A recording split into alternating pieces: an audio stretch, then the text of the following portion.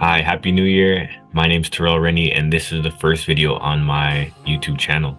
Man, I never thought I'd be saying that I have a YouTube channel, but here I am, 2024, ready to start a whole series on trading this FTMO account. Man, it has been quite the journey from 2020 to now, coming from learning about trading through crypto, getting 4 or 5 different mentors, and finally being in a place where I can say, okay, I'm ready to take things to another level. Now, it has not been an easy journey. I've had some uphill battles with the market. I have blown personal accounts, as in, funding an account with thousands and thousands, we'll say tens of thousands of dollars, and losing that. I have had an account where I've made tens of thousands of dollars and still lost that.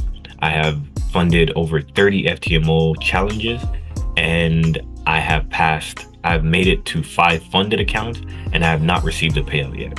So it has not been an easy journey for myself.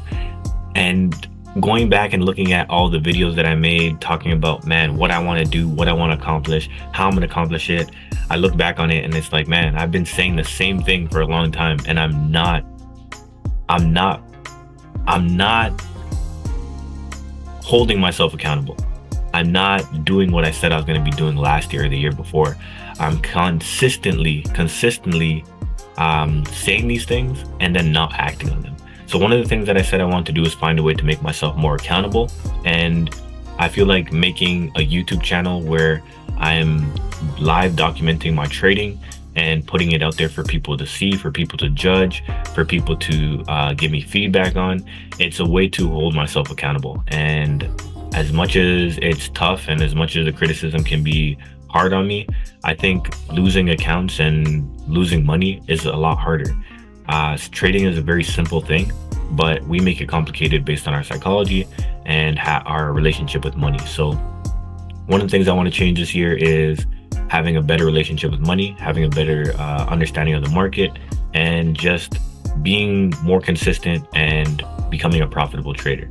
So, man, a little bit about me. Okay, I'll go a little deeper into the story. I started trading back in 2020. I got into it through cryptocurrency. I had a day where basically I had one crypto and I saw that it was making a high and a low. And I can see that I knew about highs and lows. So I just bought at the low and sold at the high. And I did that for 8 hours straight. Every time price would push up to around the high area, I would sell. And every time it pushed down to the low area, I would buy. And I ended up making $700 in one day on that. So from there, I realized that there's money to be made in the market. When I tried that again, of course, it didn't work the same way. So I knew that I needed to learn more. So I got myself a mentor, learned about supply and demand. Through that, branched out, I want to say I've had about 5 mentors in total, learning about different things, support and resistance, supply and demand, Fibonacci retracements, all type of different strategies, right? Even trend line bounces, simple stuff like that. And yeah, I finally found a group that I feel like I fit in. I felt like I understood the concepts that were being taught, and it fit with my personality and the type of trader that I wanted to be. Right now, I scalp mainly. I'm in trades anywhere from 5 minutes to maybe about an hour, not much longer than that. I have a strict rule set where I am only trading up to 2% a day, 2 trades per day. And I have certain parameters that I realize that are more tuned towards myself that help me deal with my psychology and certain things that trigger me into holding trades longer, into getting out of trades faster, into trying to revenge trade, things like that. So those are things that I'll be implementing throughout those series, and I'll show them to you. That'll might help you if you have the same issues that I have. Hopefully we will learn from each other. I will learn something from you, you'll learn something from me, and we can be a positive and solid trading community. Man, so let's get into the FTMO stuff. So for me, let's talk about my personal account first. I've had a personal account. I had a personal account that I traded last year. 2022. And man, I built it up. I funded it with about $10,000 and I built it up to about $30,000, and I lost all of that. So not my proudest moment, not my greatest moment, but a great learning experience. It put me through some hard times, to be honest with you, knowing that I had an opportunity to withdraw and I didn't. I had a tough mental, it was tough for me to accept that. I went through a lot of rough nights, just thinking about that. It's always on my mind. And I had to pull myself out of that. I had to pull myself out of a dark place where I felt like I had failed. I felt like I was in a point where I was reaching success and I was able to turn, 10,000 into 30,000 in a short period of time, maybe too short of a period of time, which was, part of the problem. But I really felt like, man, this is it. I've made it. And when I lost all that, it really hurt my ego. It hurt my confidence. It hurt my game plan. Everything was set back. So I had to pull myself out of that, and I did. And I got back into trading, and it still didn't go smoothly, but I knew that I really had a passion for this, and I knew that I really wanted to get a hold of my psychology, get a better feel for the market, understand myself as a person better. So here I am. I've done 30 challenges. I've done 30 FTMO challenges as well over the last 2 years, and I have not received a payout yet. I've had 5 funded accounts and no payouts. So let's dive into the FTMO client area, and I will show you what's been going on with my FTMO. All right, so here we are in the FTMO client area. Let's take a look at these challenges. I'll give you a quick breakdown of what's going on here. So before I go through all these challenges, or maybe I should go through them first, but I'm gonna give you a quick explanation for these last 3 here. So with these last 3 challenges, this was a challenge that led to a funded account back in December. And these 2 were revenge accounts. So I had lost this account in December, unfortunately, through over trading, over risking, and trying to do too much too fast. And these accounts were me trying to get back to that. So I can show you how bad my psychology can be if I let these triggers and let myself really just run wild. So this, as you can see, December 7th, it started. I couldn't tell you the exact goal. It's 1 trading day. So December 8th, it was over with, or December 7th, it was probably over with. December 7th, 3 trades for a $5,000 loss. You can see that was all within the span of 10 minutes, which is crazy, right? 10 minutes, 3 trades, done, out of it. Let's go back again and take a look at that other account. So the top one here, same day, same idea, just 11 trades on December 7th for same amount, 5,000, going over the max daily loss. And that was in the course of about 30 minutes. So basically in 40 minutes of trading, I blew 2 accounts, and that wasn't cheap. That was not cheap to buy these accounts, right? So I'm sure a lot of people can relate in a way. Maybe you're not as bad. Maybe, you've done something similar, or maybe even worse, but there are ways to control that. And trust me, you will learn eventually. Even though this happened to me more recent, I would say that I knew better than to just dive right back into a challenge. My psychology was in a bad place during that time to begin with, and I shouldn't have even been trading. I shouldn't have been trading after I lost this account. I should have just stopped. But things were going on in this period of time that led to me buying these 2 accounts without any kind of clear thought on, should I not do this, or am I making the right decision? I kind of just dived in.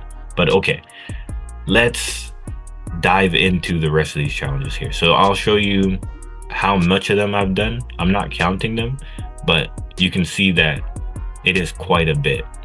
For the average person, I think, most people have about, 10 challenges, 5 challenges, maybe something like that. I've watched interviews where people have about 20, and I don't see a lot of people that have 30 plus, and no payouts. So yeah, here we are. We're going through it. I'm gonna just let it scroll. I'm gonna speed it up a little bit because it is quite a bit of challenges. You can see that I've upped, even though I wasn't getting a funded account, I had upped the amount that I was grabbing, or that I was buying uh, over time, right? You can see the numbers slowly going up. I wasn't getting funded really, but I kept raising the bar for myself. So I think that comes with, okay, I've spent so much. I need a bigger account to make it back, you know? So let's go back up to the top. I'm going to show you these verifications. Verifications, I'm about 50%. If I when I get to the verification stage, I end up passing about 50% of the time into a funded account. So now we can look at actual funded accounts. So my first funded account was in October 2022, and my last funded account was December 11th, 2023. So let's dive into that one so I can show you the metrics there. So this one did not go well at all. You can see from right out the gate, I was in a negative point. I told myself that once I got into profits, I was just going to stop trading, get my payout, and I did not do that. So let's see. This was from December 6th to December 11th. I was at one point, even though I was in floating profit about $700, I didn't close it, let the trade go into a negative, tried to get out of that negative, and never did. When this account was at negative 9.5%, I had a plan to get out of that drawdown, and I did not stick to it. I ended up taking basically a very risky trade instead of waiting for the proper setup. The proper setup ended up playing out, of course, and I ended up losing the account on that risky trade. Now, if I had waited for the setup to reach, I probably would have brought this account back to maybe about positive 7,000, positive 6,000, or sorry, negative 6,000, negative 7,000 on that trade, and work my way up from there. But I wasn't able to hold on to it. I wasn't able to keep my psychology in check, and I really just wanted to see that get back to zero as soon as possible. One thing where I can say that I actually struggle quite a bit is climbing out of drawdown. I tend to get frustrated, annoyed, and I just want it to be over. With a funded account, you know that it's not hard to start all over. You can be at, zero back to break even by just buying a new account. It's not like it's your personal funds where it's like, this is my personal money. There's no way to pay $600 and get $10,000 into an account. No, you can pay $600 and get right back up to break even if that's the option that you want to take. But that is not the way to go, and I know that, and I'll be implementing that in this challenge. So yeah, so I'm just showing you the metrics here. You can see I didn't have a green day at all, and yeah, I'll go through this a little bit, but not in too much, because it doesn't really matter at this point. It does matter for the psychology, understanding where I went wrong, but the numbers here don't really matter because this was not proper trading. So that is my rundown on my FTMO. Yeah, so let's get back.